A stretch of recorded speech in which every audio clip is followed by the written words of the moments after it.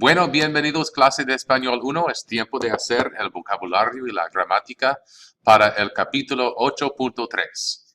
Or in English, hello and welcome Spanish 1 class. We're going to work on vocabulary and grammar for chapter 8.3 for this week.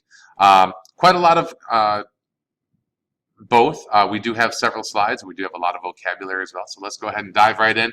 I should tell you on the front end right now that there is not an extra credit assignment that is posted along with this.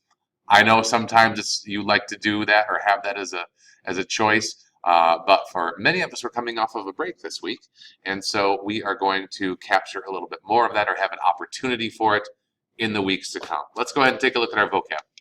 Making polite requests. Some of this is set to the backdrop of like a restaurant or cafe or something like that. So here we go. La camarera is the waitress. La camarera. El camarero, the waiter. El camarero. La cuchara is a spoon. La cuchara. El cuchillo is a knife. El cuchillo. Limpio means clean. Limpio. Me puedes traer? Can you bring me? And that's a sentence fragment. Those three dots indicate that you would put the rest of the sentence afterward. El menú, obviously the menu. Otro means other or another. El plato is a dish or plate. El plato hondo is a bowl. El plato hondo. Por favor, please. La servilleta, the napkin. La servilleta. Sucio means dirty. El tazón is another word for bowl. So you could say either el plato hondo or el tazón. Both are synonyms for bowl. El tenedor is a fork. Traer significa to bring. Traer. Odoring, that's incorrect. There we go. Okay, la próxima. El agua mineral or mineral water. El batido would be like a shake. La bebida is a drink. La bebida. El bistec is steak. Los camarones are shrimp. La carne is meat. La carne de res is the word for beef. La cebolla is an onion. La cebolla. ¿Desean algo más? Do you want anything else? Or can I bring you anything else? The literal translation, do you all desire anything more? El flan is a type of dessert custard. La fresa is a strawberry. La fresa. La galleta is a cookie. El maíz is corn. Nos puede traer? Can you bring us? And that's another sentence fragment that you would have to fill in some sort of item afterwards. El pastel is cake.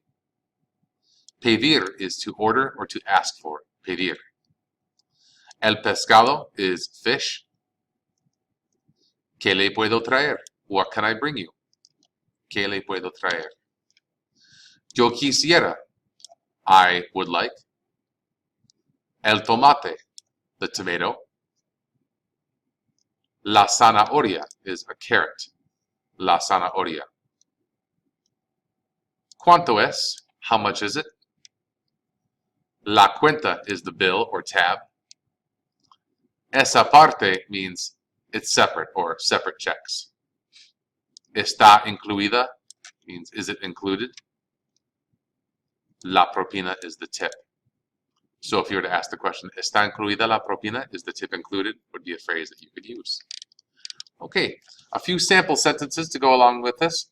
Camarera, ¿nos puede traer el menú y unas servilletas, por favor? Notice almost all of this is new vocabulary, right?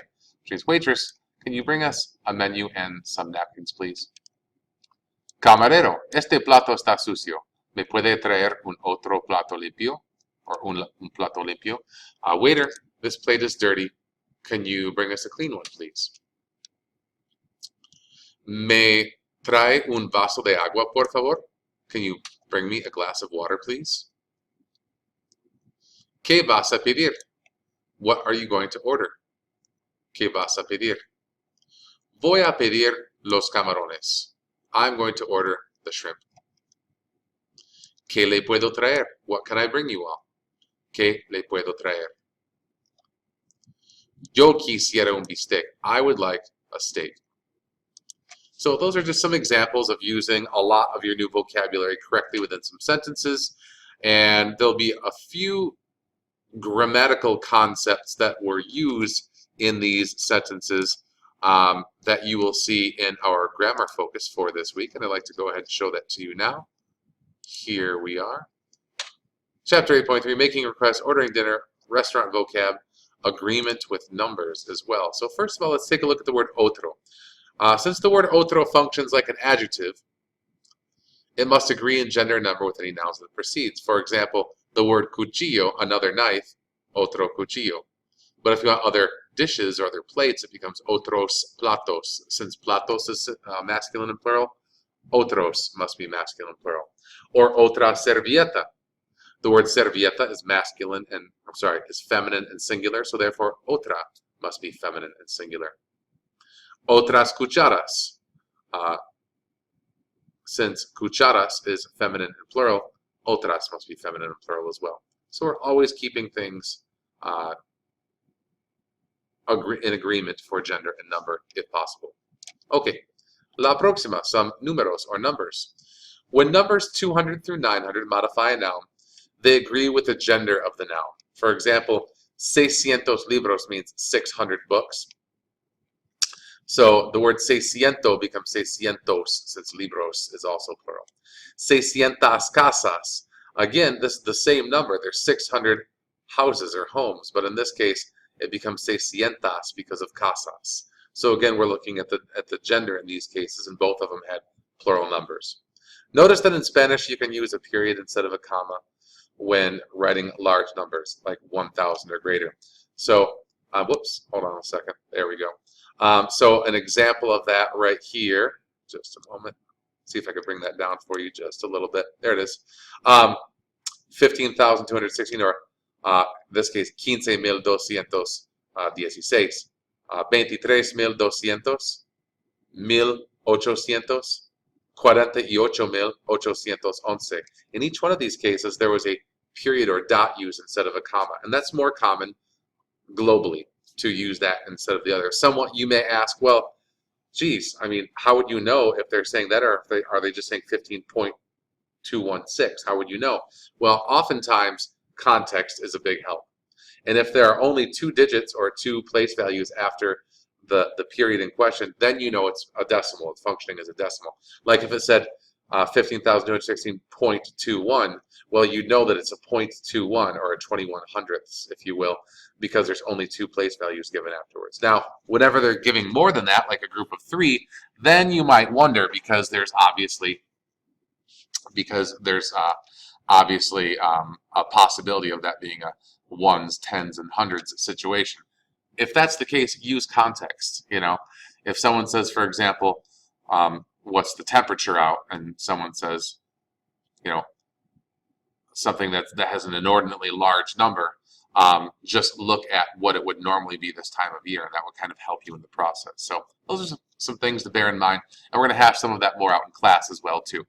Let's go ahead and move on, and this is actually our last slide, and these are numbers 200 through 100,000, which might seem like a lot to memorize, but it's actually just memorizing the hundreds values. Since we've already done 0 through 199, now it's just a question of using different things for hundreds. Like we know that 190 would be like 190, or 150 would be 150, and so on. Oh, sorry about that glitch there. It might have blipped for a second on your screen. Let's get back to it.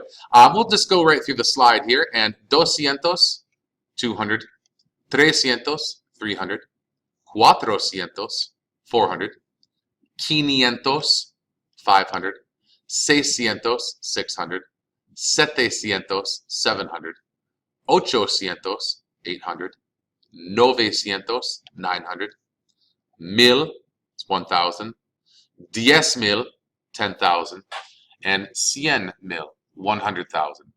So as you can see, there's some things that sort of help us along the way, right? Like the word ciento, we already know is anything over 100. So 200, 200. 300, 300. 400. So the letters, or excuse me, the numbers are kind of embedded, and there's a bit of a pattern that evolves, right? 500, as in quince, as in 15 or 5. 600, 600. So you can see that there are some related numbers that help you to remember what these are. You're going to get a lot of practice in class as well. Hope this is helpful and beneficial for you in advance. And we will take any questions either in class or via email. Hope all is well. Gracias, chao, y hasta luego.